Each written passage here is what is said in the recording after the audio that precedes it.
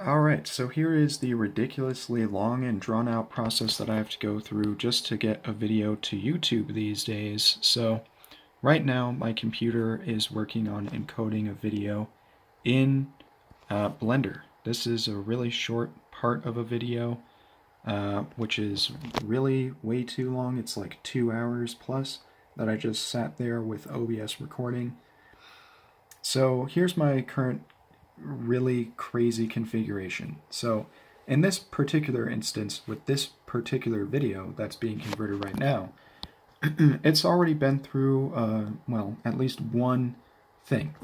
So I have free software called OBS, or Open Broadcasting Studio, which I capture gameplay using. Now you can use the Xbox thing, but the quality is really terrible. If Microsoft blocks OBS in the future, then it's like, I guess I'm gonna have to output to capture somehow. I mean, that process is possible. I can do that technically. It's just, it might take up more resources to do it, so the quality of the videos might be worse, or I might have to actually, use another computer to actually capture video, so it would be externally. But right now, with OBS, what I'm doing, this particular video itself is actually recorded while playing on the device. And it was recorded in lossless quality, actual lossless quality, and from the same device while I'm playing. So I was recording, and you can see, these are the frames individually as Blender is going through and redoing it, also in lossless quality, in the MKV format, which is allegedly open source. I haven't really looked too much into it, but this is supposedly open source video compression. And you can see, of course, that the video quality is really good. We're not getting any sort of significant issues with regards to macro blocking and stuff. These basically look like individual still images. And the color accuracy is really good. Now, some of this stuff, like right here, if I can get it to focus a little bit, you can see that there's like a little weird like aliasing there on red, which happens a lot in a lot of the, MP4 video compression. And this, of course, will still happen in YouTube, I guess, even if you're recording and outputting in like the highest possible quality. So this particular scene here, I was actually playing in 4K with 8 times MSAA and the maximum settings for every other visual thing, and then I forced 16 times AF, or anisotropic filtering, so with the NVIDIA GPU thingy, the control panel, on this specific game. And maybe, I think that's a global setting too, I don't remember, but whatever. The fact of the matter is that I'm basically trying to get the best possible quality out of this game visually, while getting, no real hit to performance. It does really actually seem that when I switched to 16 times AF, that we ended up getting some performance issues there. Now you can see like the little jagged lines, which doesn't really show up in the final video, thankfully, at least in the shorter compressed videos, which is fine. I'm using Windows 10, by the way, so Windows 10, all this stuff, it's really such a pain in the butt. And with this configuration, I can also capture video off of other devices using a capture card. So for this video, it's internal. And I capture with OBS using two streams, two independent audio streams, so I can record my voice while also recording the desktop audio. And of course, if I am doing that, I should be using my headphones to listen to the audio from the computer, so you're not getting a lot of feedback and stuff like that. So that's pretty cool. And I figured out how to get that done, and I had to set the color format had to be set to NVIDIA's specific color format according to OBS, which is NV12, and I assume that means 12-bit. So NV meaning NVIDIA, its specific encoder, which is like the GPU encoder and stuff like that. And NVIDIA is pretty, open about some of that stuff. Like you can become a developer pretty easily and all that. And they do allow CUDA and Tegra and all that stuff. They want you to develop software for that stuff because it really helps them, and they don't have to pay you. So, I mean, it's not really, it's a win for them if you decide to, provide any feedback and stuff like that. They are not losing any money or any sleep by allowing a lot of people, as many as possible, to develop for their systems. That's how they've become so popular to begin with, and why there's so much progress in NVIDIA's space. And AMD gets a lot of this too. Like, a lot of their stuff is open source, so honestly, I don't know why progress can be kind of slow at AMD and why it can take such a long time for some of their stuff to, really make an impact. Their hardware is less expensive and all that stuff, but whatever. Fact of the matter is, right now I have a green team card, so I mean, last generation I had Team Red, but that card was really pointless in my previous laptop, and it didn't really help me out at all. So, now I have this card, and it's actually helping me out in a lot of the new software and stuff like that, including something like OBS and also Blender. So, I think this time I made the right decision in going with NVIDIA, and also I can play games, and there's a lot of support for their games, so that's good too. I have a GTX 1070, and right now I don't think it's actually being used really for rendering this video, but what is really cool is when you use OBS, you can use the built-in encoder. And when you do that, you get very good quality videos that are rendered, on the GPU and put onto the hard drive. So there are so many things that I had to figure out how to do. First of all, I installed this game on the external hard drive, which is also where I'm saving the video files. So I had to change the location of the save game of this game. So I pushed that game onto an internal drive. So I'm still saving video externally. And then the video, I'm using USB 3.0 devices, and I have USB 3.0 ports, so it's actually not too big of a deal that I'm actually recording lossless video and putting that onto the hard drive. So that's good. So there's a lot of things that are safe, but now that I'm not reading from the storage space that I'm actually putting the videos on, performance has increased and there's a lot less bugs going on with regards to like streaming video and all that stuff. The color format has to be correct. So again, NV, very important to use their color format, because if you don't, you're basically forcing OBS to use your CPU for video encoding, and that can be really bad. It causes tons of frame rate issues and stuff like that. And the reason why I don't use Shadowplay, even though Shadowplay also allows multiple streams, multiple audio streams, plus it records, at a high frame rate, 60 frames per second, or 30, depending on what you want. And the bit rate can go extremely high. When you're in 4K, it can go to 130 megabits per second, which is very good quality. But unfortunately, the problem is that the video that comes out, even though it's like 130 megabits per second if you're in 4K, the video quality is not good. I'm not sure what it is, but it just doesn't look good.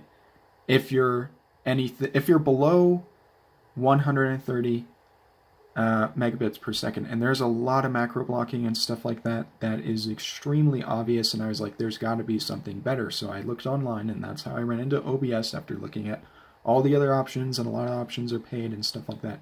And OBS, after you really do figure out how all of it works, which is self-explanatory, like a lot of the features and everything are very easy to use. So eventually I did create like a profile and configuration where I have a lot of different things set up to work basically like Shadowplay works, but I only have to have OBS open, basically. So instead of having, you know, Shadowplay open all the time and doing all that crazy stuff, now I just open OBS and I record from the desktop, and it's really easy, really nice. It works fantastically. You know, of course, the video quality that you're seeing here is being re-encoded. So basically what you're seeing is the original video files that are being put back on here. And you can see that the quality is extremely good. It doesn't look like there's any macro blocking or anything crazy going on. I mean, that is pretty crazy that we're getting this sort of quality from the GPU. And it's sort of a shame that Shadowplay doesn't offer a lossless feature, because that would be really awesome. If they just, I mean, obviously it's capable of it. It's capable of actually outputting lossless or something very close to it, something pretty much that looks lossless to a hard drive. But that option is not available to you with the default software. And even with experimental features, it's not available to you. So NVIDIA, you need to get cracking on that.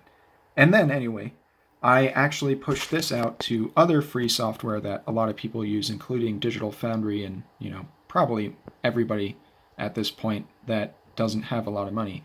Like if you have money, then you're probably using Adobe and all that stuff. But what I'm using is actually Handbrake. So it goes directly from OBS being recorded with the multiple audio streams and everything, and then it goes to Handbrake, which also handles multiple audio streams and multiple video streams, though I've never actually seen a video with that. So I don't have videos with multiple video streams. So we just export one video stream, a bunch of different audio streams, and then after that, it goes to the video editing software that I use. So right now I use Vegas.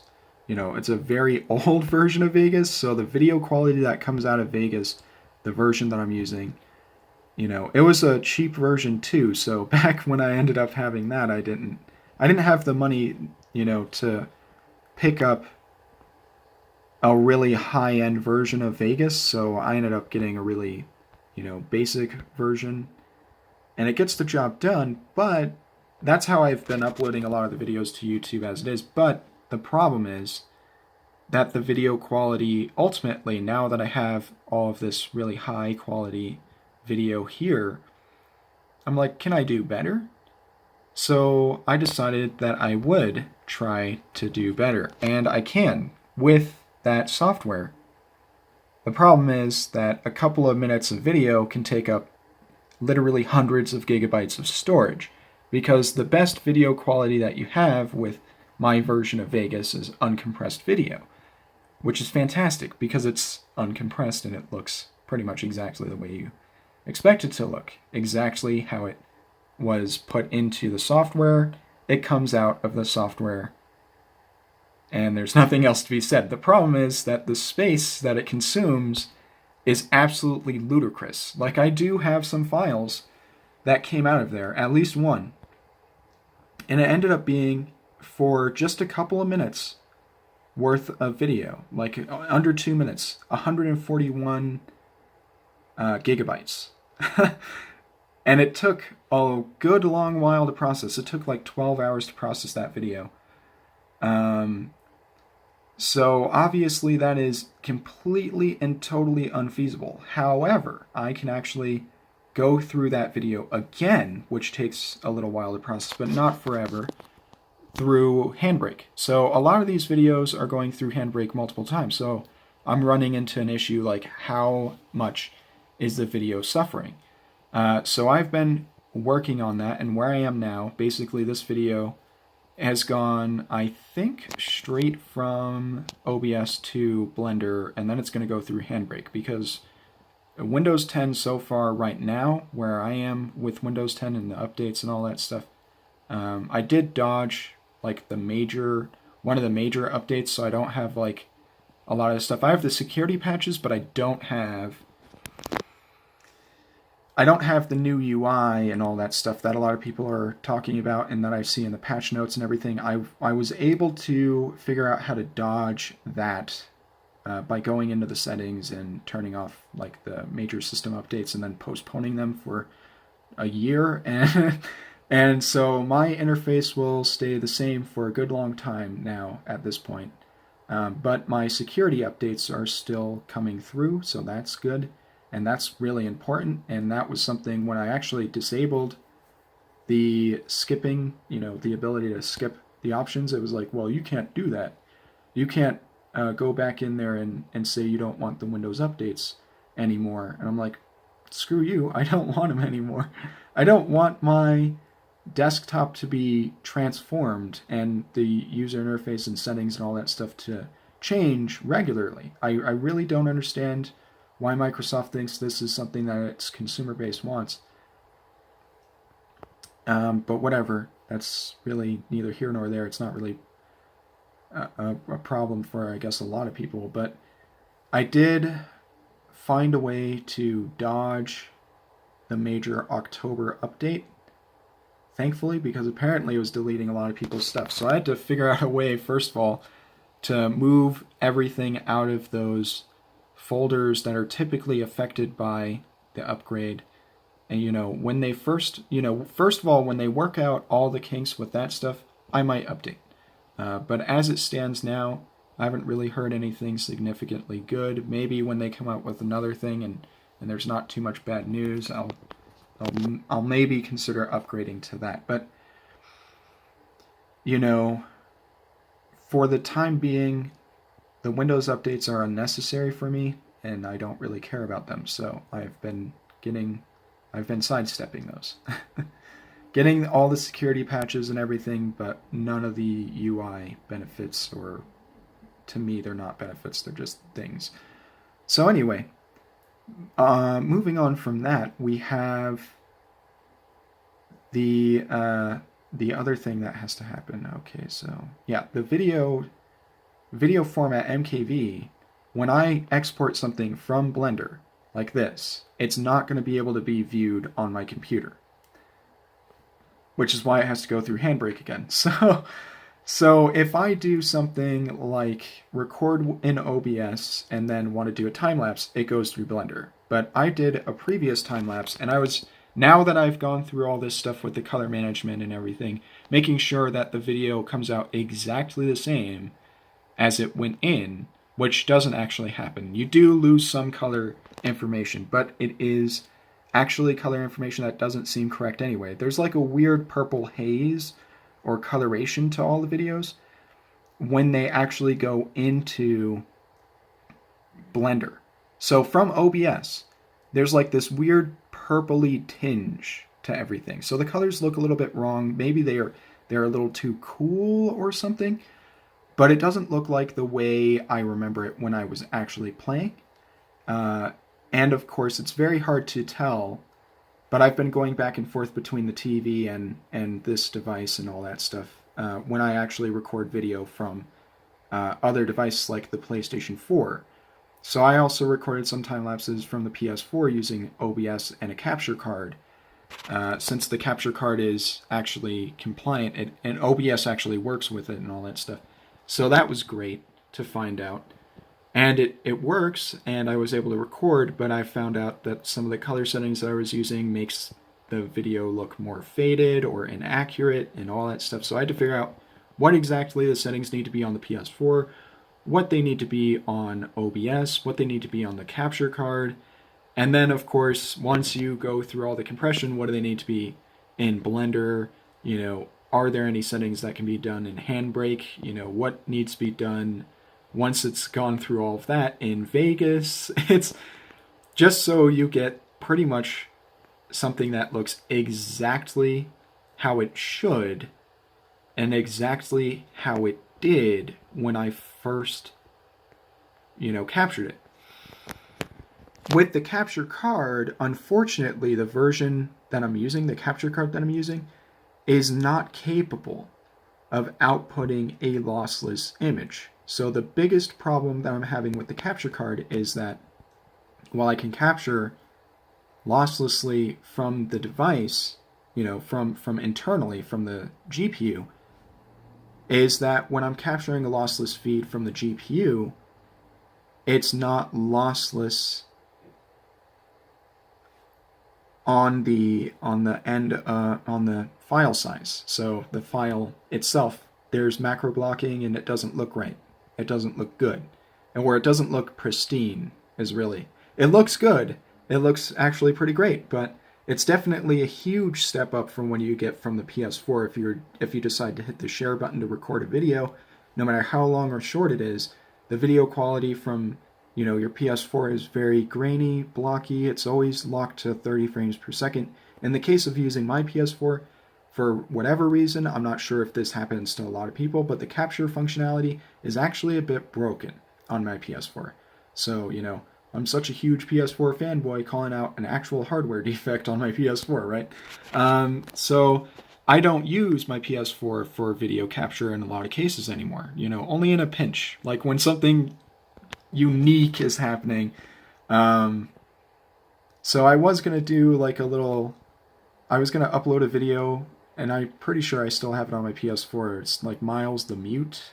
So this is a Spider-Man glitch where Miles is not able to talk, but you can hear everything around. Everything else is perfectly fine. No other audio cues are affected, but Miles is unable to talk. And this happens like during the duration of the time that I played. Basically, he's the only character that is just not allowed to speak. He does talk, his mouth moves, and people are responding like he's actually talking to them, but you as the player are completely unable to hear him. It was hilarious. So I recorded those videos. I'm not sure how well they actually came out, unfortunately, but I didn't have my computer connected to the PS4 at that particular point, so that's going to be like a really low quality, video, unfortunately. But when you're looking at like these sorts of video, this like the quality that I want to get, and I've done some time lapses in OBS, captured some time lapses. Then I've actually sped them up in Blender because Vegas doesn't allow you to speed them up very, a significant degree. Like you get 4 times speed increases, 4 times compression, and then after that you have to do like a lot of stuff manually. Like you basically have to break up the video into teeny tiny little frames individually, and then cut out all the stuff that you don't want to see to create your own little time lapse. It's basically impossible to do in a timely manner. But with Blender, you just put in a new little track and then you just speed it up, and you can speed it up as much as you want to literally infinity, which means that whatever video you put in there, no matter how long it is, unless it's infinitely long, it's going to be, just 1 frame in size. So, I'm pretty sure Blender can't handle an infinite file size plus infinite frames and all that stuff. So basically, when you set, to infinity, all your videos turn into just 1 frame. But you can set the time lapse to like 80. You can set it to like 130, 500, 9,000, literally whatever whatever you want your time lapse, however fast you want it to be, you can go ahead and set it. One of the videos that I did, I set the time lapse to like 80 times, so much faster than real time. And that was like an hour-long time lapse that actually, got shrunk down to like 4 minutes. So it's nice. It's handy. It still takes forever to convert, but the files are actually smaller because you do discard a lot of information when you do a time lapse like that, and you compress the video like that. So, it's actually pretty great. Because unfortunately, the only way to actually capture the video to begin with is in real time. But then, you compress the video and it becomes really good. And with OBS, you can actually change the frame rate. So while you're recording, you're recording the video at its in real time, you're actually wasting very little hard drive space, by shrinking the frame rate. You actually can go, instead of 60 or 30, you can literally go to 1, or you can go to a frame every 2 seconds or a frame every 5 seconds. You can literally turn it into a time lapse. And that really saves a lot of a lot of storage space, if you want to go that route. And of course, you can still record the audio if you want, or you can disable that or turn the audio quality to something really low to save even more space, and if you're not going to use the audio anyway. But as far as I know, you have to actually record an audio channel in OBS, so that's like the only sort of bummer. Anyway, that is a really long way of getting to the point where we have to go, here's the process. I have my computer, this is my recording device. The capture card is connected when I'm using another device, so if you're recording from an external device like the PlayStation 4 and Xbox One, a Switch, a Wii U, a PlayStation Vita, whatever it is, you have that device, then you have the HDMI cables, you have to turn off the HDCP or you have to use a switch, which means you have more stuff in there that you have to worry about. Then you connect it to the capture card. The capture card is connected to the computer. OBS is doing the recording. After you have the recorded video, of course you skip a lot of steps if you have, if you're capturing from the desktop, then you just literally just capture from the desktop using OBS. But then to export, I can't export the video directly to, I can't import it to like a Vegas. So I have to actually go and send it through another piece of software to be, converted to something that is editable in the software that I use. And then after that, I can actually render the video out and then upload it to YouTube. So that's the simplest way of doing it. But in reality, depending on what I'm doing, like if I'm doing a time lapse, it can go directly from OBS to Blender, be time compressed and then go out from Blender. It has to go through Handbrake to be editable. So I can't actually export something directly from Blender to the software that I currently use. So it has to be compressed again, and that's why all of this stuff is necessary. It's taken me, since I got OBS was early October. So we're talking, it's November, it's late November, it's almost the end of November. It's taken me like 2 months to figure out all this stuff, go through all these steps. Of course, I have work, I have days that I don't want to do this at all. There's days that I just can't do this because my brain is just not working. And I can't focus on anything. So basically, after all of that time and all of the working everything out, we'll get videos that are extremely well produced and able to be, this comparison quality. I can zoom in on this down to the individual pixel and there shouldn't really be any issues with the video quality at all. It's really good stuff, and it's taken a long time to figure it out, and hopefully, there's no drastic changes to OBS or Handbrake or, all of the other stuff that, the video quality will be basically like this good for a very long period of time, hopefully. So that's really, what I wanted to talk about. And I don't currently get paid for doing stuff on YouTube. So going through all this stuff is just kind of crazy. It's actually sort of like a gigantic waste of time, unfortunately, at this particular stage. And it is pretty insane. But I really want to see how far I can push this stuff before I actually start making some real money on YouTube, if at all possible. And this particular section of this video is actually recorded again. The maximum settings 4K. We're not getting 60 frames per second, in this particular scene, obviously. Well, actually, it's not obvious because, again, you don't know how many frames are being processed, really. But ultimately, the reality is that, my computer is able to play a video game at 4K. We're still getting somewhere close to, we're getting consistently over 10 frames per second. There are, well, I have to take that back. It's more like 15 frames per second at the lowest, when you're not just crushing all of the settings. You're turning on unnecessary things and making the system work too hard. just by forcing all these GPU features to be on in the settings menu. So in this particular case, I was using realistic, sane settings, and I think the video came out very well, better than I expected. And I recorded for 2 hours straight without any significant issues that I know of. Now, I did not watch this entire video, but in the other videos that I did record, when it said that OBS is struggling, you know, it sends a message out to the computer and the computer lets you know. It was saying, you know, when I actually reviewed the video, it's like I dropped like 10 frames in that entire video. So it's really good quality stuff right now. It's pretty good. I'm satisfied.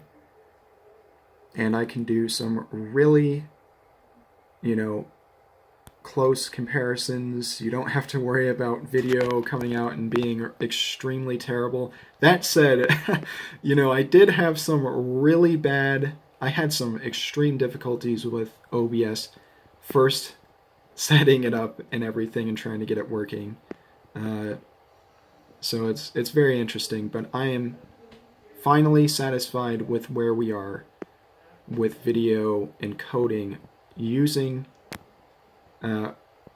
completely open, royalty-free, you know, software called OBS. So that is where I am right now with this process.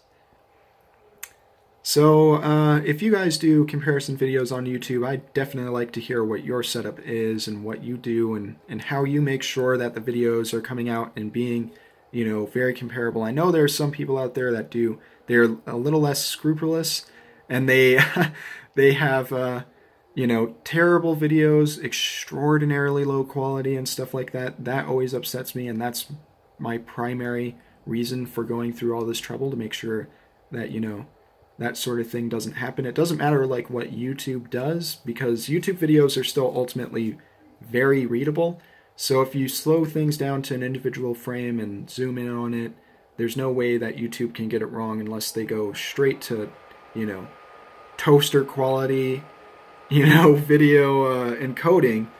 So I mean, if their videos become completely illegible, then that's when you can say YouTube is a terrible platform for comparisons. But for where we are with YouTube quality right now, you know, people say that there's been a decline, and it's like, well, it doesn't matter. You can just slow stuff down, or with this type of quality, you can just take a screenshot anywhere and zoom in on it and do all that stuff. So it's great.